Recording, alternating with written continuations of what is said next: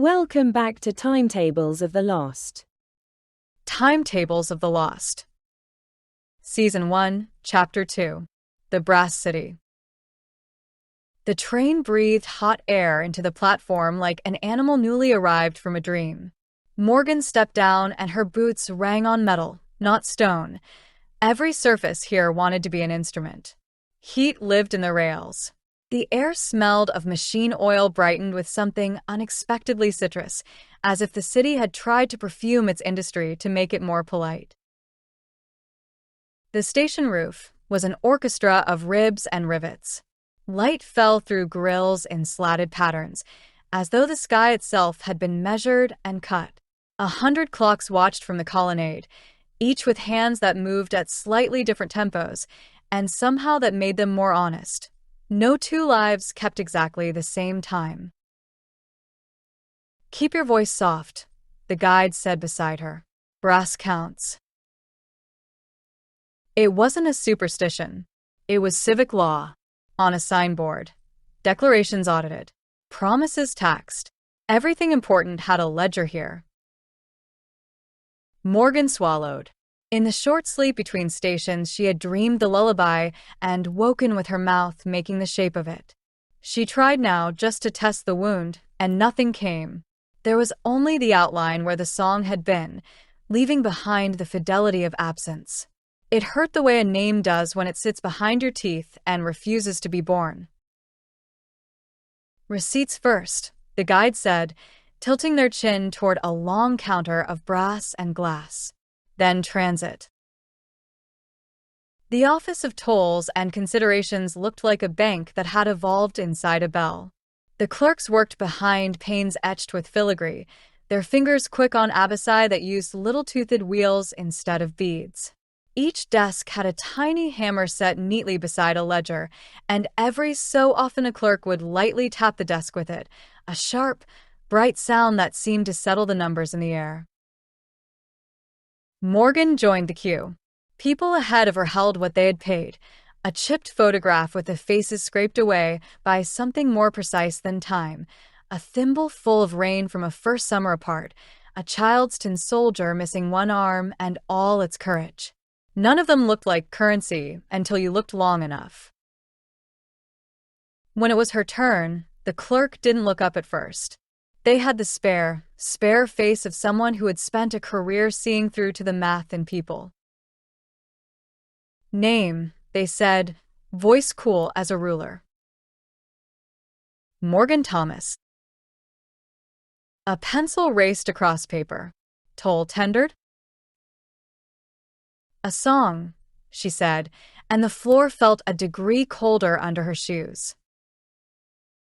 "Memory of," the clerk corrected and finally lifted their gaze. Their irises were the yellow of brass that had learned to be kind without trying. "Source?" "My grandmother." "Origin country?" "She didn't give it one," Morgan said. "It came with her hands." The clerk's mouth acknowledged the answer as an acceptable unit of poetry. They reached into a drawer and set a small square on the counter. It was brass, thin as a leaf, etched with a waveform, peaks and valleys that made a landscape she recognized in her bones even without the sound. The placard beneath the square read, "Receipt, lullaby, primary caregiver. Value, 1 passage minor." "You hold this," the clerk said. "If you ever bring back the same value, the city will release its claim." "Bring back how?" Morgan asked. The brass leaf was warm from the drawer. It almost pulsed.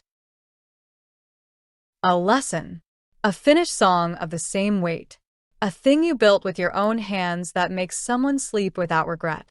The clerk's pencil paused. "Or the price back with interest." "What's the interest on a song?" she asked. "Memory tends to compound," the clerk said gently. "You'll find it costs more later." Behind Morgan, someone laughed badly, the laugh a person makes when they are already in debt and dressed like the shape of it.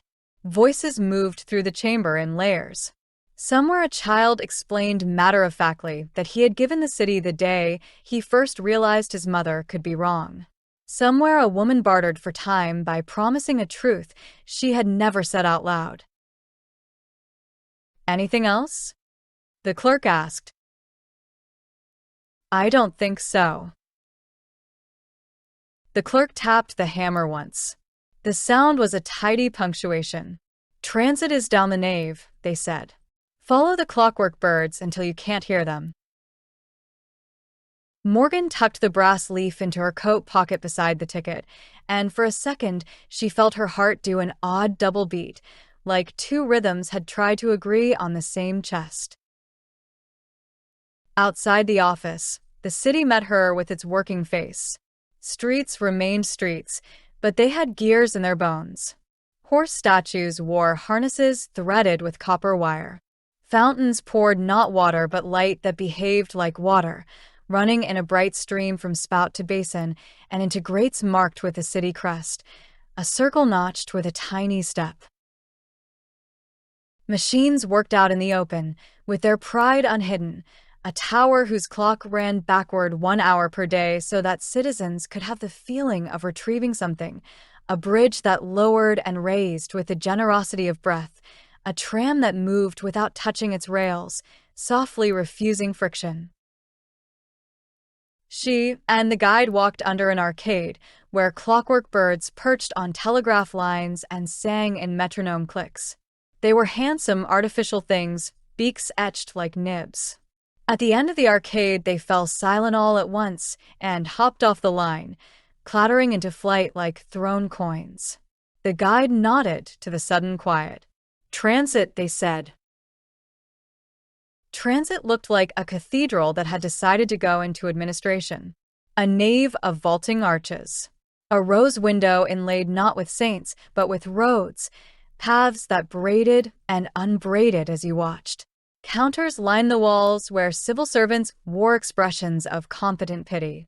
Above the central dais hung an orrery of stations, each little planet a platform, each arm a rail. It turned not with clockwork, but with attention. When Morgan focused on a station, its arm made a small, pleased adjustment, as if rewarded. At the dais, a registrar in a high-collared jacket asked without looking up, "Ticket." Morgan offered it.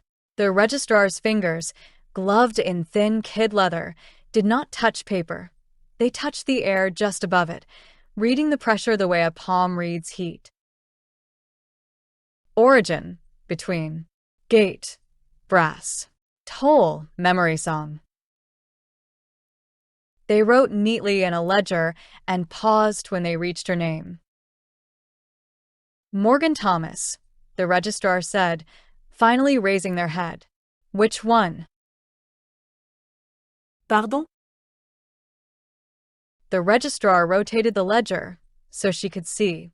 There were 2 entries, one above the other, written in the same precise hand.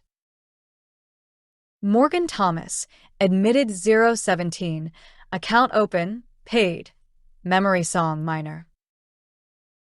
Morgan Thomas, petition 019, account open, pending, toll assessment, request, ticket transfer authorization. The ink was still wet on the second line. The guide stood a fraction closer to her shoulder. "Don't agree to anything," they murmured. "Here, agreeing is a kind of binding." "What does that mean?" Morgan asked the registrar, keeping her voice soft, as if loudness could make it more true. "It means another Morgan Thomas has opened an account," the registrar said, polite as a well-oiled hinge. "The city doesn't adjudicate identity. It services claims. If there are 2 of you, the ledgers will keep 2 lines and wait for the math to settle." "I didn't request a transfer," Morgan said. The words sat on the counter like small, stubborn animals. "Then you haven't." Yet. The registrar dipped their pen, considered her face with the curiosity of a person who collects watches. "Would you like to set a pin?" "A what?" A proof of inherent name, the registrar said, as if reading from a pamphlet. A phrase only you would use, known to you alone, which the city will require before it permits any action on your ticket. Morgan thought of passwords she'd used, patterns, birthdays, words so generic they had been undone by a stranger with a smirk. This needed to be something else, something that would still sound like her if she lost her edges. Her mouth moved before she had consciously chosen. "Don't let it get wet," she said. The registrar's eyebrows flickered like shutters. Acceptable. They wrote it down. PIN. Don't let it get wet. Then they slid a thin brass band across the counter. It was meant for the ticket, a little cover that would keep the corners crisp and the sigil safe. The band had the city crest with its notch. You are balanced for departure, the registrar said. Next services, the Painted Market, Echoes of Home, or Continuity's Court. Their pen hovered. Advice? Morgan glanced at the guide, who tilted their head the smallest degree. It meant, your choice will cost, but not choosing costs more. "The Painted Market," Morgan said. The word painted put a picture in her mouth. It tasted like turmeric and rain. Very good, the registrar said, stamping the ticket with an ink that hissed. The circle in its corner accepted the stamp like a coin accepts a hand. You depart at 1:43. You have 1 hour and 26 minutes of brass.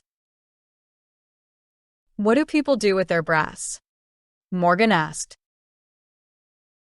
Reconcile, the registrar said, and in their mouth the word was both economy and mercy. They stepped back into the city with an hour to spend. The guide let Morgan set the pace. She walked without purpose until purpose found her.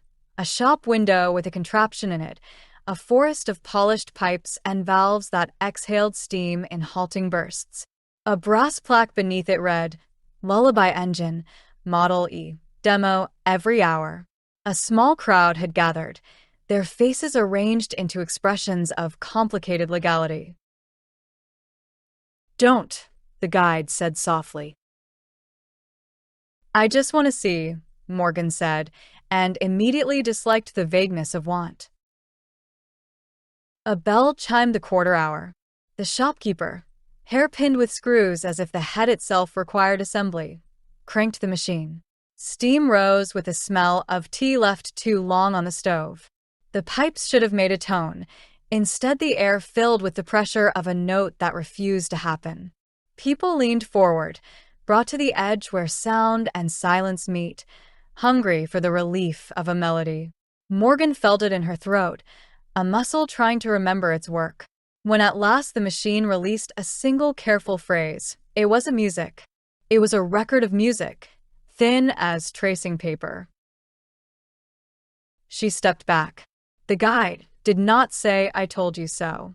Their silence had the respect of a door held open. Is there a place, Morgan said, where they keep what they've taken? A vault? A museum, the guide said. Brass has a museum of settled accounts. They found it 3 streets over, housed in a building that had been an opera once. Columns, a vestibule that still knew how to make echoes. Inside, the galleries were quiet with the enormous quiet of organized absence. Glass cases held the physical tokens of paid tolls, a ribbon from a first haircut, a lapel pin from a job someone loved and left, a list of jokes in a hand so exuberant that the paper looked like it had laughed itself. Each case had a little card, donor anonymous. Value, minor/moderate/major. Return conditions, equivalent made /lesson taught /balance achieved. There was a section for songs. A clerk saw Morgan looking and seeing her look, saw more than that. We can play none of these, the clerk said, apologetic as a librarian whose collection refuses to be borrowed. We only keep the evidence that they were. Morgan stood in front of a waveform that resembled the leaf in her pocket and tried to let herself grieve a tune she could not hum. It wasn't just the music. It was the room inside it where she had once been small and somebody had made a world safe by naming it gently. The grief didn't arrive as tears. It arrived as a tightening in her back, a complication of breath, her body making extra bone to hold itself. "You can make a new one," the guide said, not to fix it, but so that the fact would live in the same room as the wound. "I don't know how." Yet the guide said. They meant it, and the word put a clean line through the air. Night followed Morgan into Brass even when the sky refused to darken, and something else followed that was a night. As they crossed a square of tiles patterned like the inside of a watch, the sound of a person walking in step with her moved in from the world behind. She didn't turn. Feigning ignorance is a tool. It buys you 4 seconds of thinking. The guide angled their body between her and the sound without making a show of it. Their compass, hanging at their hip, ticked once toward the noise and then decided to point at the timetable as always. "Don't look," they said. "Looking is a kind of consent." "I can feel her," Morgan said through her teeth. She didn't know why she'd said her. The other Morgan had walked inside the word shadow with such gallantry that grammar had given it a gender out of courtesy. "Good," the guide said. "Feeling is cheaper." They cut through an alley where the brick had been replaced with panels of beaten copper. On one door a notice had been stenciled, "Balancing hour at MID. Fines applied 2 overpromises." Another door had a sticker with a friendly fox on it. "I paid my due." At the end of the alley, the city's sound changed. The work of the day eased its shoulders. Bells spoke to one another across districts in voices that had known one another since their hand-casting. The clock tower nearest the station rumbled like a satisfied dog. Somewhere, a whistle blew and the air accepted its authority. On the platform again, the timetable gave a tidy clatter. The painted market, boarding 143. Underneath, in the shadow of the flaps, Morgan saw letters move that were not meant for light. They arranged themselves just long enough to be understood by anyone foolish enough to look between. Morgan Thomas. 1 stop behind. Claim pending. She looked away. Agreement is a currency, the guide had said. Some debts grow only when acknowledged. "Time," the guide murmured. They passed through a smaller gate this time, one that had been painted with a fresco of streets that looked like tapestries unrolled in air. The attendant at the gate was the same species of bureaucrat as those in Brass, but their jacket wore color like a dare. "Ticket," they said, and accepted Morgan's with a smile that did not overpromise. They smelled faintly of saffron. "You've kept it dry." "Don't let it get wet," she said, because that was what the city would accept as her. The attendant's smile warmed by exactly the right degree for a ritual completed. Paint holds best when the canvas is uncompromised. As she stepped through, the brass band about her ticket touched the gate and gave a quick bright ring, as if 2 coins had greeted one another. Morgan thought of the lullaby leaf in her pocket and, without touching it, knew it was warmer. She hesitated. "What happens if someone else opens an account in my name here?" "In the market?" The attendant's eyes brightened. "Oh, darling. In the market, no one uses their own name." The train waited, lacquered and riotous with color. Its windows smiled in a dozen pigments. Inside, the lamps were stained glass fruit. Morgan turned to look back down the platform. A figure lingered where the lamps failed to reach. It had her height, yes, and it wore the night like a tailored coat. Its face was a patience she had known too well. She boarded without granting it the ceremony of a last look. The door folded shut with a whisper like, two pages coming together. As the carriage eased forward, brass unscrolled behind the glass, clock towers standing at attention, birds clicking their praise, the hammer music of a city happily counting. The waveforms in the museum stayed in their cases and did not turn their heads. The lullaby leaf shivered once like a coin in a gambler's fist and settled. The train took a breath. Paint fumes, sweet, promising, slid under the door and into Morgan's chest. Ahead, the market waited with its palaces of color and its shopkeepers who sell in tints and shades and ask you not what you want, but what you mean. The carriage's floor ticked like a watch you could stand on.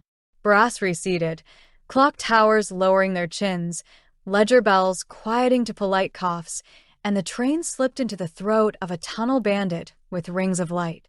The air kept the aftersmell of oil and citrus. Morgan sat with the ticket cupped in both hands. The thin brass sleeve the registrar had given her nested around it like a gentle trap. "You did well," the guide said across from her. Their compass lay on the seat, the needle dozing toward the timetable direction as if nothing else existed. Brass can make people confess to debts they don't owe. "I almost bought a machine to sing for me," Morgan said. It sounded like a copy of a feeling. Most inventions do. The lamps went warmer, not by degree but by intention. The conductor moved down the aisle, a shadow that carried its own ceremony. At each row, they paused, not to take tickets, but to listen. You could hear it if you were paying the right kind of attention.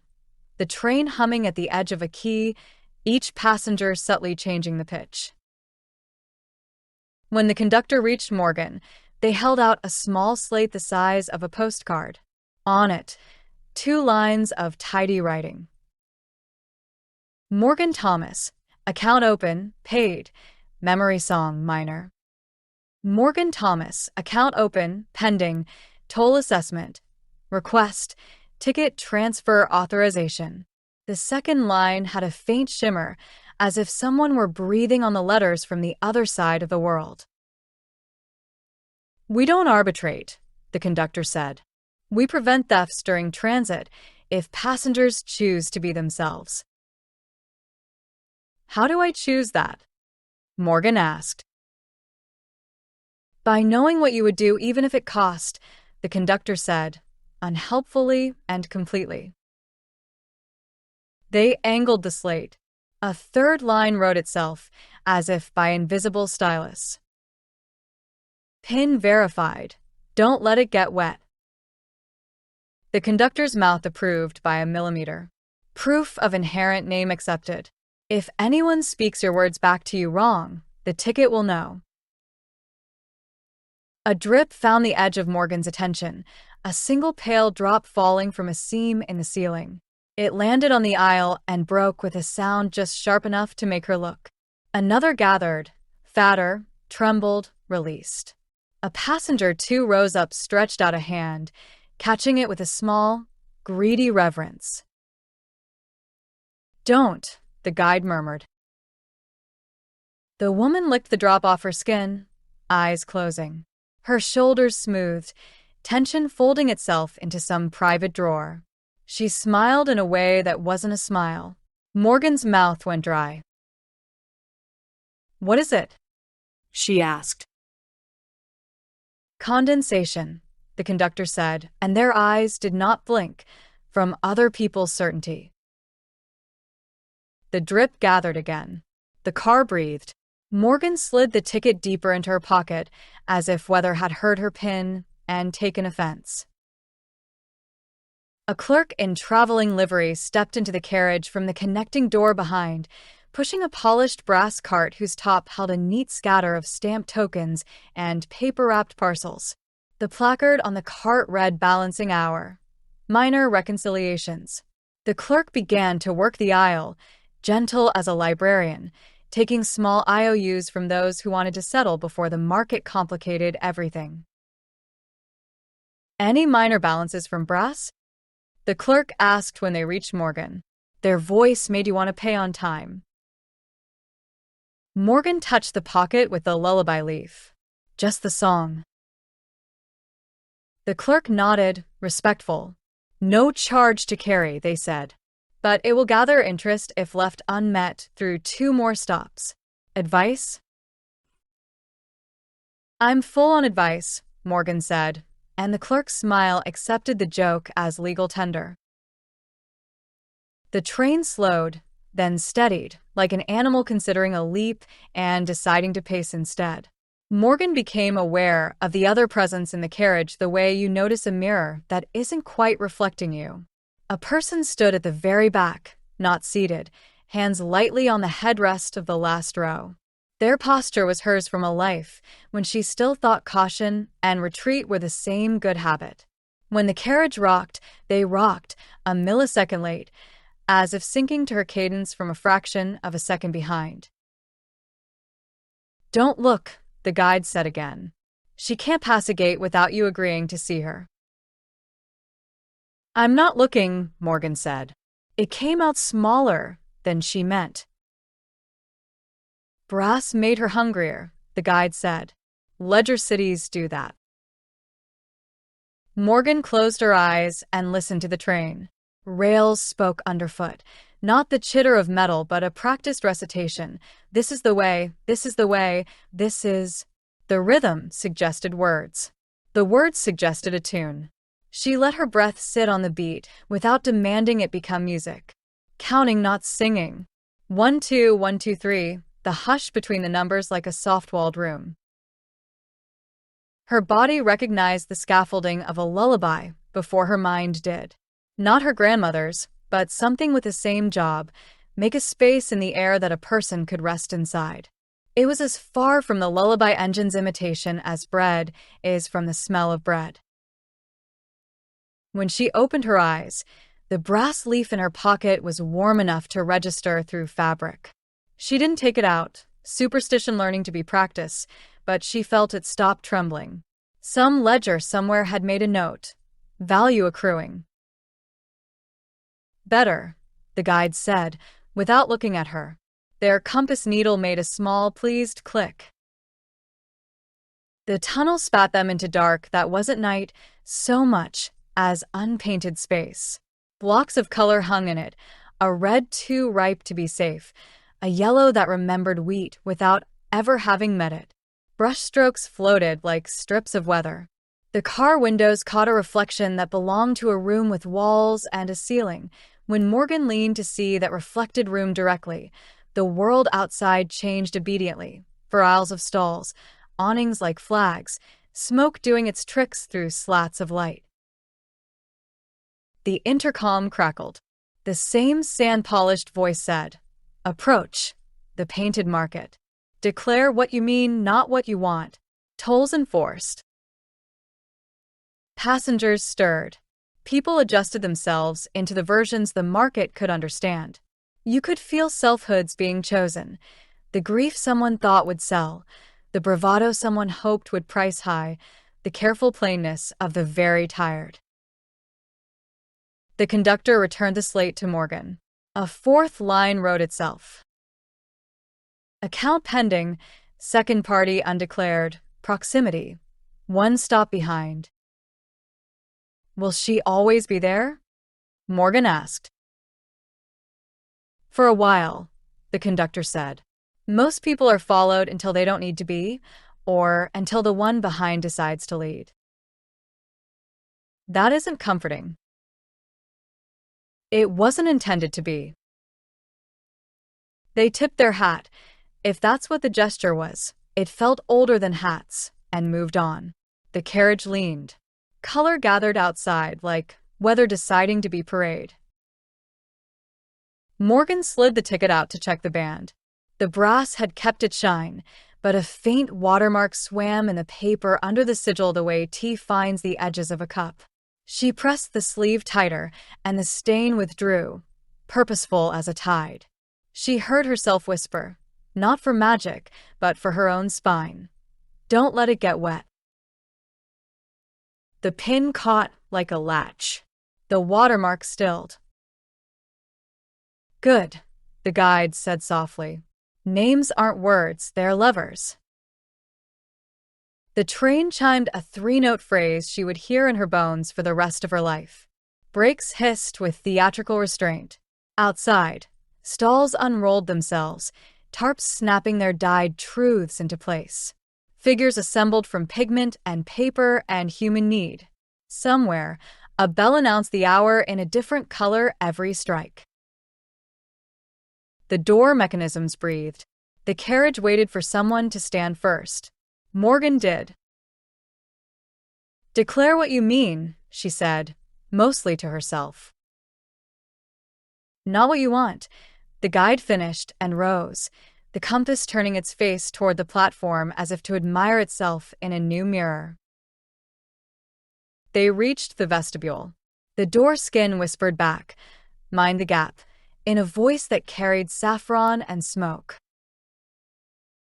Behind them, in the most honest corner of the carriage, the shadow that was Morgan's other self did not move. It had no permission yet, but the glass showed her mouth, and the shape it made belonged to the same lullaby Morgan was trying not to build. The doors folded, and the market's color fell over Morgan's boots like river light. Thank you for listening. If you would like to be notified about upcoming releases to the Timetables of the Lost series, please subscribe. This has been a Bad Karma Drone production.